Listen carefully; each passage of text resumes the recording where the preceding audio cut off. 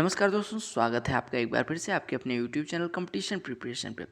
दोस्तों, जैसा कि हम लोग डिस्क्रिप्टिव कॉपीज़ का जिक्र कर रहे थे, हमने कल CHSL की एक कॉपी देखी जिसमें उनको 61 मार्क्स मिले थे, 31 ऐसे में और 30 लेटर में।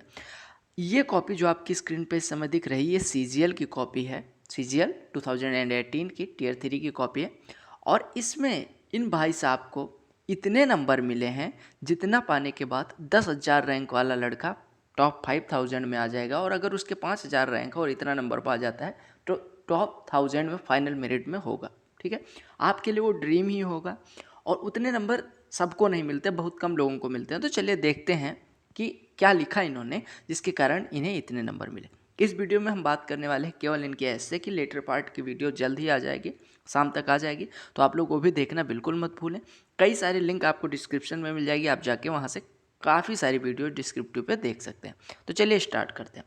जी हाँ, आपको मैंने बताया कि क्या क्या नहीं करना है, वो पहली वीडियो आप देख सकते हैं कि अनुक्रमांक में मतलब ओवर राइटिंग नहीं करना है, आप अपना हस्ताक्षर करना ना भूलें, आप लैंग्वेज सेलेक्ट करना ना भूलें, जो कि यहाँ पे आपको दिख रहा होगा कि लैंग्वेज जिस लैंग्वेज में आप लिख रहे हैं वो लिखना ना भूलें। आप देख पा रहे होंगे कि इनको कितने नंबर मिले हैं। 40 नंबर 50 में से आपको मिले हैं एस्से में और 39 नंबर लेटर में, यानी टोटल 79 मार्क्स। मतलब समझ रहे हो कि ये आपके लिए अगर इतने नंबर मिल जाते हैं, आपको पता होगा कि मुझे 75 मिल गए, मैं बहुत ज़्यादा खुश हूँ। इन भाई साहब को 79 मिले हैं, समझ रहे हो, तो बहुत अच्छा नंबर है। मतलब कह सकते हैं एक्सट्रीम लेवल पे है। चलिए देखते हैं कि इन्होंने ऐसा क्या लिखा जो हम सीख के अपने एस्से में लिखेंगे और हमें अच्छे नंबर मिल जाएंगे। चलिए स्टार्ट करते हैं।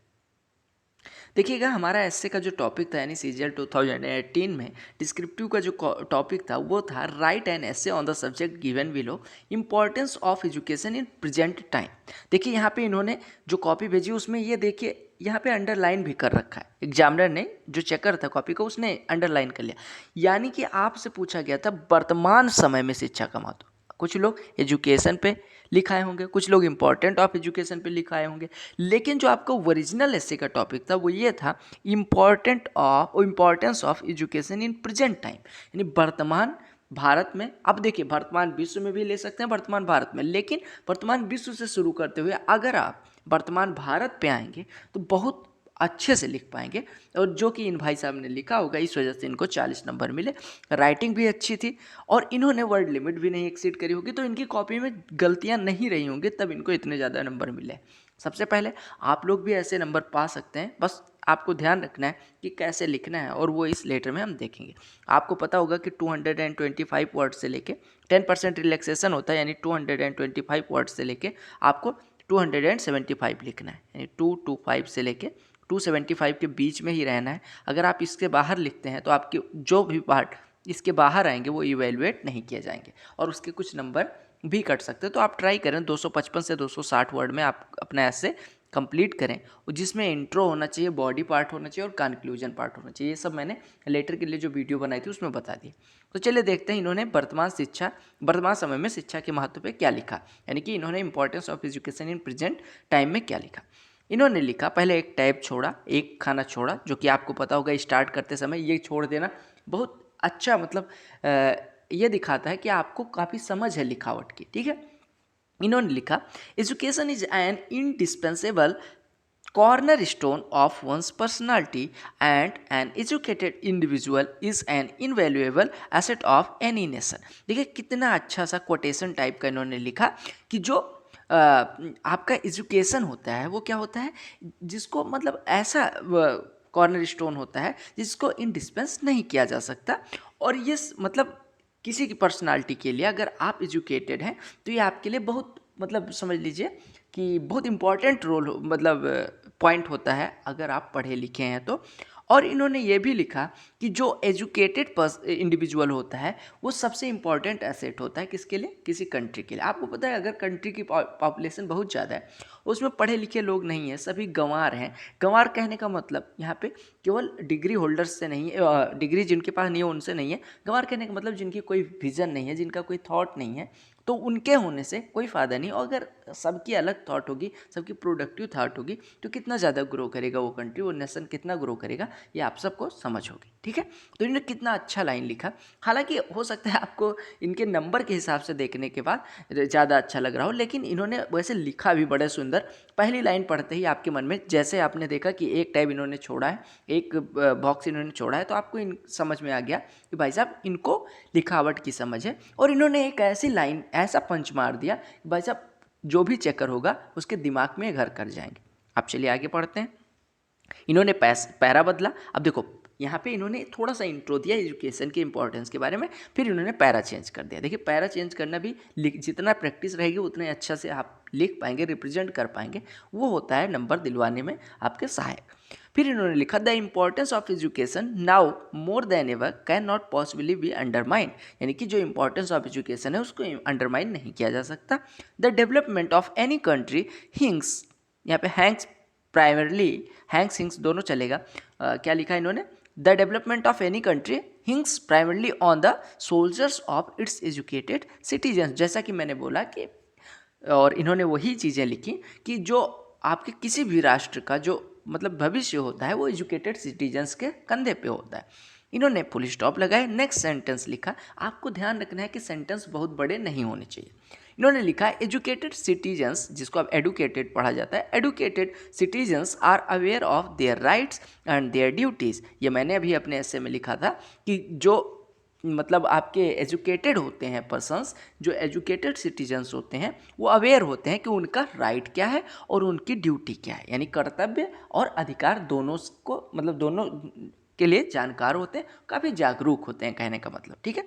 दे actively participate in public dialogue and discussion, thus shaping the policies and laws that are made for them, यानी कि वो एक्टिवली पार्टिसिपेट करते हैं पब्लिक डायलॉग में, डिस्कशन में, और मतलब जो उनके लिए स्कीम्स बनाई गई है उनको परफेक्ट क्रियान्वित करने के लिए वो अगर पढ़े लिखे रहेंगे तो उनको समझ रहेगी, वो इम्प्लीमेंट अच्छे से करवा पाएंगे या करने में सहायक होंगे। बहुत अच्छी लाइन इन्होंने लिखी। फिर लिखा गया, फिर इन्होंने पैरा चेंज किया। इन्होंने लिखा such individuals know the right questions to ask and the right people to ask, यानी ये जानते हैं, ऐसे इंडिविजुअल जो पढ़े लिखे लोग होते हैं उनको पता होता है कि कौन से क्वेश्चन पूछे जाने चाहिए और किससे पूछे जाने चाहिए, यानी सही क्वेश्चन क्या हो। जैसे आपको आपका जो ग्रामड़ी यानी प्रधान हो, मुझे वैदिक सिविलाइजेशन में चला गया, मेरे कहने का मतलब आपका जैसे हैंडपंप लगाना है आपके घर पे, अब आपको ये चीज़ किसी से कहनी है तो आप राष्ट्रपति के पास नहीं जाएंगे। अगर आप पढ़े लिखे हैं तो आपको पता होगा कि ये प्रधान जी के मतलब उसके अंडर आता है, काम के अंदर, तो उनका अधिकार अगर इस पे वो करवा सकते हैं उनके पावर में, तो आप उनसे कहने जाएंगे। या अगर मान लो कोई बहुत बड़ा कार्य है, जैसे किसी का ट्रांसफ़र करवाना है, अब आप प्रधान के पास नहीं जाएंगे, आपको पता है कि ये ट्रांसफ़र कौन ऑफिसर कर सकता है, तो आप उसके पास जाएंगे, कहने का मतलब समझ रहे हो। फिर आगे इन्होंने लिखा they do not take unjust laws and traditions lying down, यानी कि उनको जैसे देखो अनजस्ट लॉज मतलब जो ऐसे लॉज जो मतलब वाजिब नहीं है बट फिर भी हैं, और ट्रेडिशंस ऐसे अनजस्ट मतलब अनजस्ट ट्रेडिशंस मतलब क्या हुआ, जैसे ऐसे ट्रेडिशंस जिसके कारण हमारी सोसाइटी को हार्म पहुंच रहा है, ऐसे लोग मतलब चीज़ों को एब्जॉर्ब नहीं करते, वो इनको विरोध करते हैं इनका, ठीक है। फिर लिखा they call out corrupt politicians businesses and religions, ये क्या लिखा, clerics on their unjust and unfair practices, यानी कि वो क्या करते हैं, करप्ट पॉलिटिशियंस को कॉल आउट मतलब होता है हरा देना या किसी को उनके पद से पद छीन लेना। बिजनेसेस एंड रिलीजियस, ये क्लर्क क्या लिखा है, ये RICS लिखा है, चलो क्लरिक्स जो भी लिखा है, on their unjust and unfair practices, यानी कि अगर कोई गलत करता है तो उसका विरोध करते हैं, सीधी सी बात इन्होंने लिखा। अब इसमें इन्होंने जो politicians, businesses and religious clerics, अब यहाँ पर रिलीजियस बिलीव्स लिख सकते थे या जो भी लिखा, अब इसकी मीनिंग मुझे एग्जैक्ट नहीं पता, तो मैं तो नहीं यूज़ करता, मैं रिलीजियस बिलीव्स लिखता। इन्होंने ये लिखा, इसी का 4 नंबर का फ़ायदा हुआ है ना, यानी कि अगर कुछ गलत होता है तो उसका विरोध करते हैं, वो ऐसे कुछ भी नहीं हो जाने देते अपनी सोसाइटी में, ठीक है। कहा गया they protest and work towards changing discriminatory norms, यानी कि वो प्रोटेस्ट करते हैं और चेंज करवाने के लिए काम करते हैं, ठीक है। फिर इन्होंने लिखा पैरा चेंज किया, इन्होंने लिखा, अच्छा राइटिंग बहुत सुंदर नहीं है इनकी, लेकिन इन्होंने बड़ी सफाई से लिखा है। कहा गया educated individuals are aware of both their localities and the world at large. अब देखो इन्होंने वर्ड को भी टच किया कि वो अपने लोकेलिटी के बारे में भी अवेयर होते हैं और उन्हें दुनिया के बारे में भी जागरूक होते हैं। They speak out not just for themself but for people far and away, यानी कि वो अपने लिए केवल नहीं बल्कि पूरे समाज के लिए बात रखते हैं। कोई भी बात, कोई भी कार्य करते हैं तो समाज के लिए भी करते हैं, समाज के लिए भी फायदेमंद होता है। उन्होंने लिखा they are completely adept at making use of the resources of their disposal, यानी वो निपुण होते हैं किसके लिए, जो रिसोर्सेज उनके लिए अवेलेबल हैं उनका यूज करने के लिए। फिर आगे लिखा गया government backed schemes work best when individuals are educated and rightly claim what's theirs, यानी कि गवर्नमेंट की जो स्कीम्स है, गवर्नमेंट ने जो स्कीम्स लॉन्च करी हैं वो अपना बेस्ट तभी काम कर पाएंगी या अच्छे तरीके से सुचारू रूप से तभी काम कर पाएंगी जब एजुकेटेड इंडिविजुअल्स जो हैं, यानी जो पढ़े लिखे लोग हैं, वो बताएं कि सर ये मेरा है, ये इस पे मेरा अधिकार होना चाहिए, ये मेरा राइट है, तो आप नहीं छीन सकते मुझसे, ठीक है। तो पढ़े लिखे होंगे आप, काफ़ी जागरूक होंगे तो आप कर पाएंगे, ठीक है। इन्होंने लिखा societies function smoothly and mishaps are avoided before a chaos happens, यानी कि इन्होंने लिखा कि जो सोसाइटी है वो अच्छे से काम करती है और जो गलत चीज़ें होने वाली होती हैं वो अवॉइड कर दी जाती हैं उससे पहले कि वो हो जाएं, यानी कि जो गलत चीज़ें होने वाली होती हैं वो भी टल जाती हैं अगर पढ़े लिखे लोग, चूँकि वो दूर तक दूरदर्शी होते हैं तो उनको समझ होती है कि इससे क्या आउटकम हो सकता है, ठीक है। फिर इन्होंने कंक्लूड करने की कोशिश करी education sets off serene cycle of prosperity, यानी समृद्धि के लिए बहुत ज़्यादा सहायक है। It is a well established fact that educated individuals specially women have fewer kids leading to an overall population, यानी कि इन्होंने उस पर भी फोकस करा कि अगर पढ़े लिखे होंगे तो जो हमारे देश का सबसे गंभीर मुद्दा है जनसंख्या, उसमें भी आपको पता होगा एडुकेटेड जो वीमेंस होंगी वो ज़्यादा बच्चे नहीं पैदा करेंगी। मतलब यहाँ पे किसी को टारगेट इन्होंने नहीं किया, इन्होंने कहा कि वो ज़्यादा जागरूक होंगे तो विरोध करेंगे, है ना, और ज़्यादा बच्चे नहीं पैदा होंगे तो ओवर पॉपुलेशन की समस्या खत्म हो जाएगी।